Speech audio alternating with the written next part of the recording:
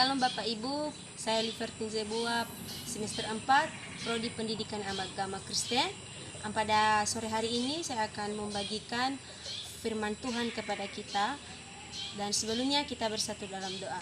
Di surga, terima kasih atas setiap kebaikan dalam kehidupan kami. Pada sore hari ini kami mau merenungkan firman-Mu.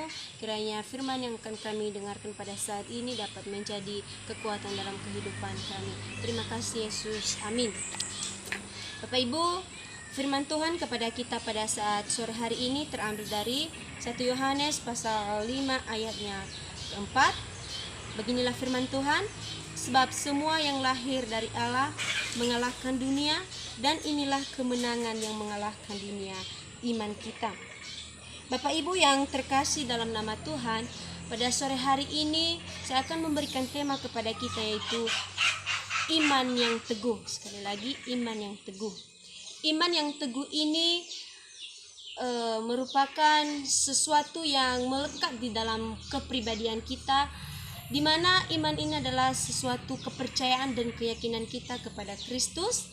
Dan iman ini dimiliki oleh semua orang percaya, namun seringkali dikalahkan oleh seringkali iman kita goyah, dan seringkali kita meragukan kuasa Tuhan di dalam kehidupan kita.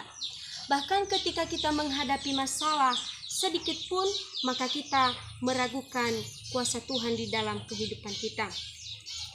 Maka pada saat ini Bapak Ibu, bagaimana membangun iman yang teguh di dalam Kristus? Maka saya akan memberikan poin yang pertama, yaitu jangan goyah ketika situasi dan keadaan berubah. Ini bisa kita lihat di 1 Korintus pasal 15 ayatnya yang ke-58.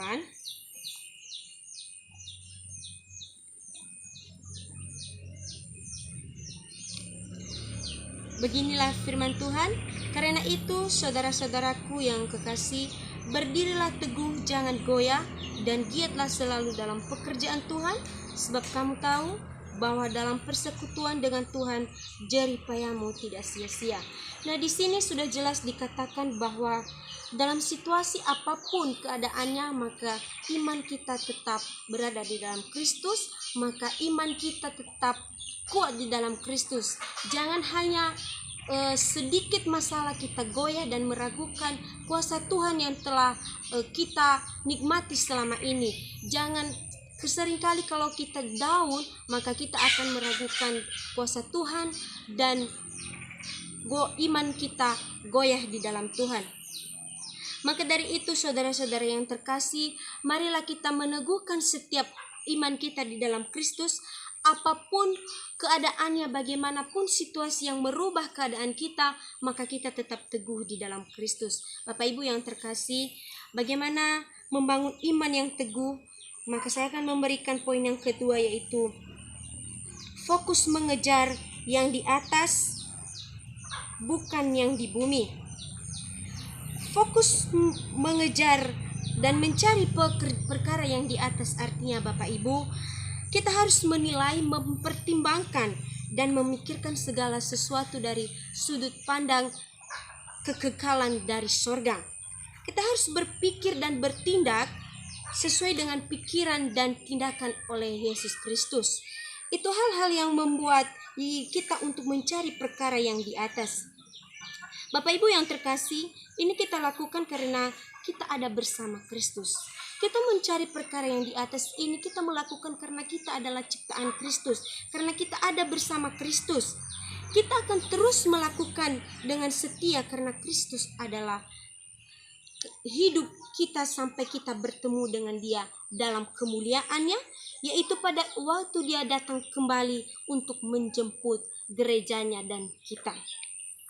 Namun perkara yang di bumi Bapak Ibu, yaitu ini berbicara tentang duniawi, hidup di dalam duniawi yang ditanyatakan dalam rupa perintah, peraturan, dan ajaran yang tidak membawa seseorang mengenal Kristus.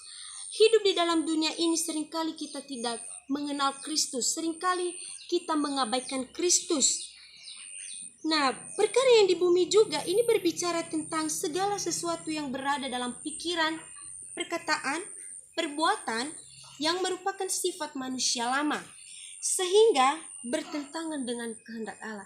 Hal ini bertentangan dengan kehendak Allah karena sebelum kita mengenal Kristus, hidup kita telah kacau. Tapi ketika kita mengenal Kristus, hidup kita akan bersama dengan Kristus, maka kita akan fokus untuk mencari perkara yang di atas.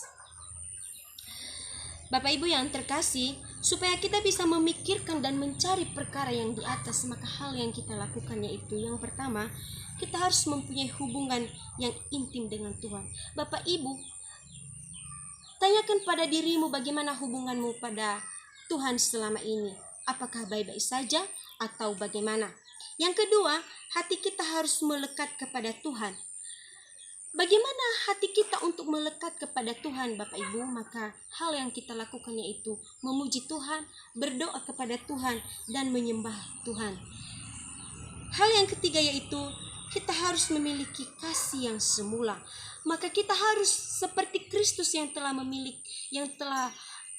mempunyai kasih, maka kita harus memiliki kasih seperti Kristus. Hal yang berikutnya Bapak Ibu yaitu kita harus melakukan kehendak Bapa di surga. Yang terakhir yaitu kita harus hidup berintegritas. Ketika kita bisa melakukan hal-hal tersebut, maka yakin dan percaya maka segala sesuatu yang kita pikirkan yaitu perkara yang di atas. Bapak Ibu yang terkasih, poin yang ketiga yang saya akan berikan yaitu menolak kecewa. Ini bisa kita lihat di Yohanes pasal 16 ayatnya yang ke-1. Beginilah firman Tuhan. Semuanya ini kukatakan kepadamu supaya kamu jangan kecewa dan menolak aku. Bapak Ibu yang terkasih, hal kecewa sudah tidak asing lagi untuk kita dengar. Bahkan kita seringkali mengalaminya di dalam kehidupan kita sehari-hari. Ketika kita kecewa, maka segala sesuatu kita melupakan, bahkan kita menolak Kristus di dalam kehidupan kita. Bapak Ibu, ada sebuah statement yang saya bagikan kepada Bapak Ibu pada saat ini, yaitu janganlah menaruh kepercayaanmu pada siapapun, karena manusia pun bisa mengecewakan. Namun Tuhan, ketika kita percaya dan berserah pada Tuhan, Tuhan tidak akan pernah mengecewakan kita sekalipun kita berbuat dosa. Bapak Ibu yang terkasih, maka dari itu marilah kita menaruh segala sesuatunya kepada Tuhan dan percaya kepada Kristus dan berserah kepada Kristus, dan kita harus menolak segala kekecewaan, karena itu membuat kita untuk menolak Kristus di dalam kehidupan kita.